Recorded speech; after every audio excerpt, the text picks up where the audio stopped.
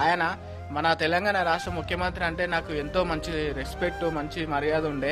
కానీ ఈ వీడియో చూసాక మాత్రం అతని మీద నాకు మొత్తం ఉన్న మర్యాద పోయింది. అతను ఏ విధంగా మొత్తం మాట్లాడిండో చూడండి, ఈ వీడియో చూడండి.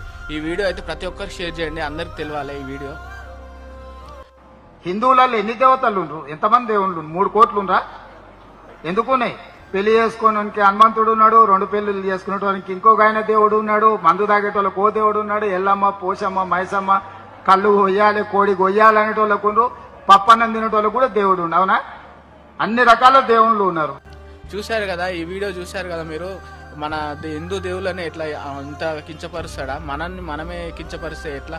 కళ్ళు తాగేటోళ్ళకి ఒక దేవుడు అంట, పెళ్లి గణాలకు ఒక దేవుడు అంట, తినేటోళ్ళకి ఒక దేవుడు అంట, తాగేటోళ్ళకి ఏంది? మన దేవుళ్ళపై మనమే ఇట్లా కించపరుచుకున్నట్టు మాట్లాడొచ్చా? మన తెలంగాణ రాష్ట్ర సీఎం అంటే ఇట్లాంటి వాక్యాలు మాట్లాడొచ్చా? చెప్పండి, మీరే చెప్పండి. ఈ వీడియో ప్రతి ఒక్కరికి షేర్ చేయండి, అందరికీ తెలియాలి. ఈ విధంగా మన సీఎం సార్ ఏ విధంగా మాట్లాడారని అందరికీ తెలియాలి. అందరికీ తప్పకుండా షేర్ చేయండి ఈ వీడియోనైతే.